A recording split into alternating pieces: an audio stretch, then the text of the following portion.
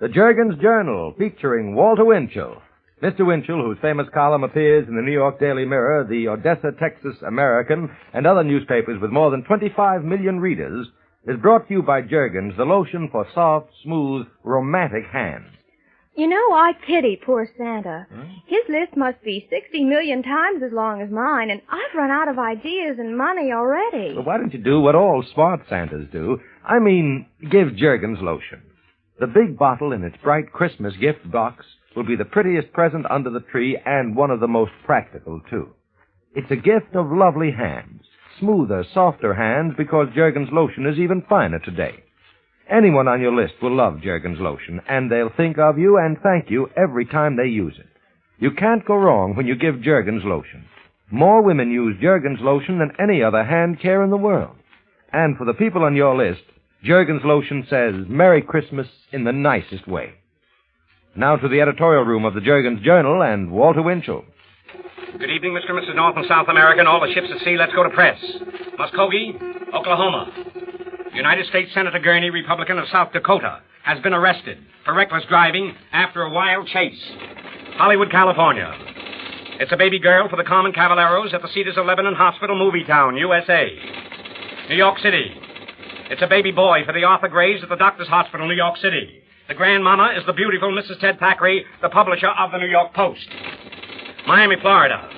It's a baby boy for the Richard R. Reynolds of the Camel Cigarette family at the St. Francis Hospital, Miami Beach, Florida. The mother is the former darling of the stage and screen, Marianne O'Brien.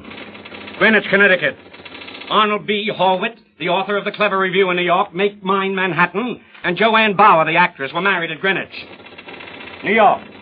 M. Stewart, the director of research on the President's Civil Rights Committee, and Dorothy Bell, a charming girl from the Middle West, were quietly married in New York on December the 3rd by a New York Supreme Court judge. New York City. New York District Attorney Hogan will have a field day following the divorce racket scandals. 20 doctors and lawyers will be involved in alleged insurance frauds in the new accident racket. 4 defendants will be sentenced Wednesday next. New York City. Charlie Boyer, the moving picture star, made his initial appearance in a Broadway show last night. Red Gloves from Paris. The New York Dramatic Critics tomorrow will salute Monsieur Boyer for his personal triumph. Bravo, Charlie. Boston, Mass. Another Hollywood importation has clicked in Boston. It is New York bound. It is a remarkable little on-team review by the name of Lendonier. I loved it.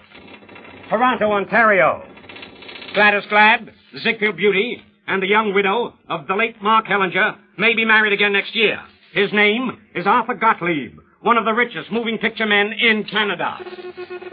Behind the international news, Berlin. The tension is terrific. Very heavy street fighting is expected. Russian headquarters is directing an outright guerrilla warfare against the Allied sector. Germans have been told that the United States will be forced out by the spring and that the death penalty will be given to anyone who helps us now. The possibility that Stalin may strike suddenly is not overlooked. Our top generals met secretly this week at a conference to discuss action if necessary. Paris. France is ready tonight with 7 divisions, fully mechanized, airborne, and trained along American line. At this rate, France will have 40 top-notch divisions by 1952, more than 2 years away. Tokyo. One of the top Russian generals is directing the communist armies in China. His name is Marshal Vasilevsky. He was recently the Kremlin's chief of staff.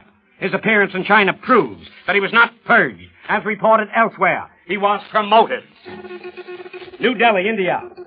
Vastly encouraged by the Chinese victories, the Kremlin has ordered that China be conquered by the end of 1949. After that, military men expect South Asia to be attacked at Malaya, Burma, and Singapore.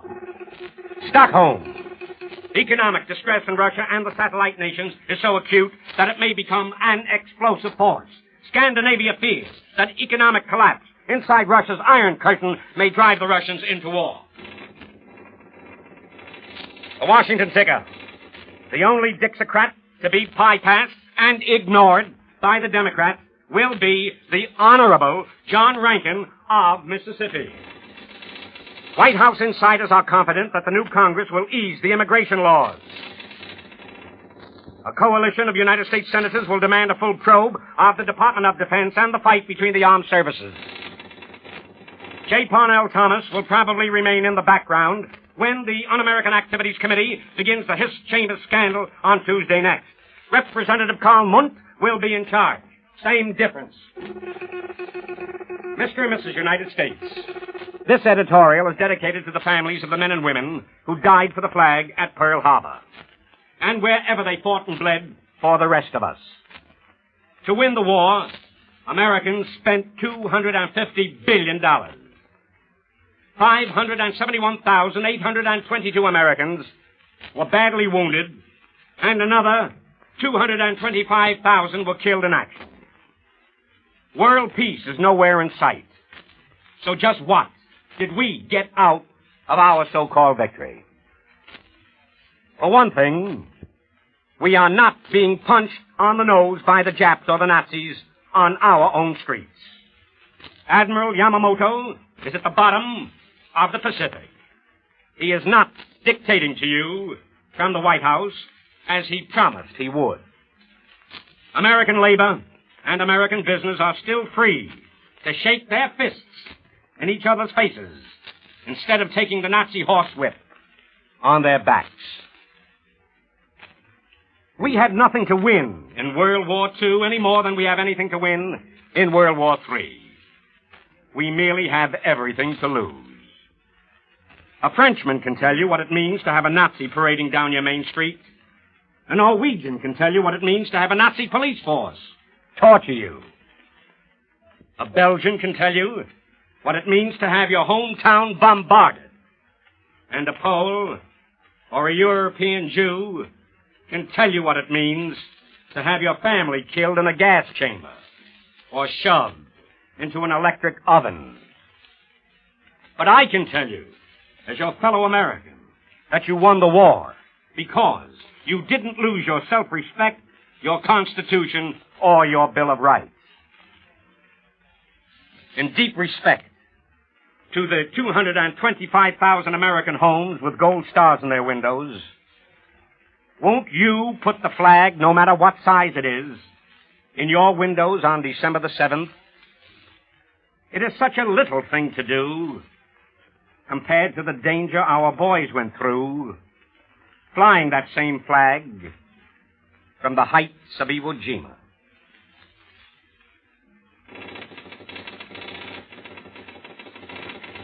A reporter's report to the President and the people. Dear Mr. President, Tom Clark, the Attorney General, has made public a new and very long, impressive list of subversive organizations infecting our nation. They include the commies, the fascists, and the Nazis. But nowhere on this new list, Mr. President, is the Ku Klux Klan.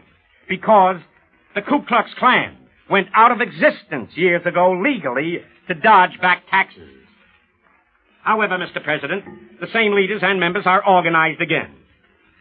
The only shirt movement in the Southland today is the Association of Georgia Klan. They are getting away with plenty, murder included. They get new members with the claim, Mr. President, that the Department of Justice in Washington does not consider the Georgia Klans subversive since they are not listed. Please, Mr. President, in your very busy day and night, give this very dangerous organization your well-known uppercuts. And please don't forget Gerald L. K. Smith, whose peculiar influence in Washington has kept his name off the very same list. Mr. President, he's a dilly. To all of you who invest your money, Alfred P. Sloan, Jr., the chairman of General Motors, forecasts prosperity in these United States for at least 2 more years. The United States Bureau of Employment Security announced this week that employment remains at more than the 60 million peak, and October employment was 1 million higher than in the same month a year ago. The Associated Press reported this week that the government sees prosperity ahead. Harper's Magazine, reliable and dignified, offers facts backing up the figures of an expert that prosperity will continue. That's what I have been trying to tell the jittery Wall Streeters and the rest of the nation for several broadcasts. As one reputable firm's motto has it down on Wall Street, remember this. First investigate, then invest. And now, Ben Grauer for Jergens Lotion. I'll be back with some tips of the papers. Oh, miss, are you looking for something? High and low. When you shop on a budget, it's terribly hard to find anything nice. Well, Jergens has what you're looking for. A gift set. And what a gift set it is. Imagine 4 of the finest Jergens beauty aids in one package. A bottle of fresh, enchanting Jergens Morning Glory cologne, a really generous-sized box of Jergens face powder, a jar of Jergens all-purpose face cream with Vitone, and a good-sized bottle of wonderful Jergens lotion. But I bet it costs a terrific price. Only $1.19. Jergens calls it loveliness for you. Why, for $1.19, I can get Mother and the girls in the office the kind of gift I know they'll love and use. And Jergens' gift package is really beautiful. And, of course, Jergens' beauty preparations are the finest.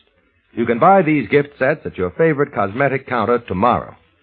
And now back to the editorial room of the Jergens Journal and Walter Winchell. Chicago, the weather experts say that the cold wave will get worse by tomorrow. The mercury is expected to hit 0 in Kansas, Missouri, and Nebraska. The temperature in the water at the Roney Plaza Hotel, Miami Beach today was 80. It was 79 in front of Al's Delicatessen, the Lindy's of the South. Ladies and gentlemen, I want to get this in. I hope I have time for it. The first of the stormtroopers mentioned by me in the Hopley Report plan in the last 2 broadcasts were organized in Washington. They have been stopped pending examination by the President of the United States. This new police outfit, ladies and gentlemen, carried what they call batons. They actually were 30-inch blackjacks. All of us can give thanks then for stopping this private little army to the Washington Star and the Washington Post, which went right into action following the first expose by this reporter over these microphones. How much time? How many? And now to beat that red hand around the clock. To the Louisville Times. Dr. Glenn Sperling telegraphed me that only part of last Sunday's tip, his divorce, was good. He hasn't, however, he says, seen General Patton's widow since he attended the general in Germany. My respectful apologies to all concerned. I am very, very sorry. New York Mirror. I haven't had the time to check this. When you do it. Has Thomas E. Dewey of Albany, New York, accepted the presidency of the Metropolitan Life Insurance Company as of January 1, 1950? International News Service. Get an advance copy of the December 21st issue of Look magazine. Page 27 has an amazing scoop. Atomic ore discovered in Colorado. New York Journal. The 20th annual affair of the Press Photographers of New York is to be at the Waldorf Astoria Hotel on February the 4th. They are hopeful that Margaret Truman will start the event by singing the national anthem. How about that, Margie? Now, wait a minute. We gotta get... To Andrew Jergens, my radio employer. Since December the 4th, 1932, the Reckitt Radio with the same sponsor. Tonight begins what would have been the 17th consecutive year. Thanks again, Mr. Jergens. You have been a good friend and a very patient boss. You're all making me very nervous, and get away from here.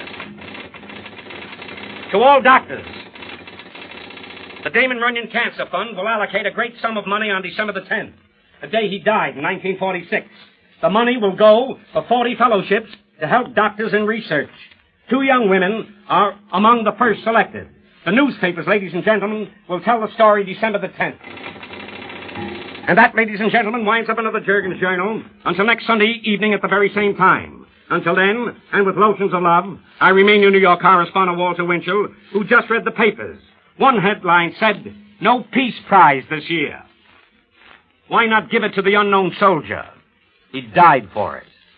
Good night. You know, a big bottle of Jergens lotion is about the best present for Christmas a man could get.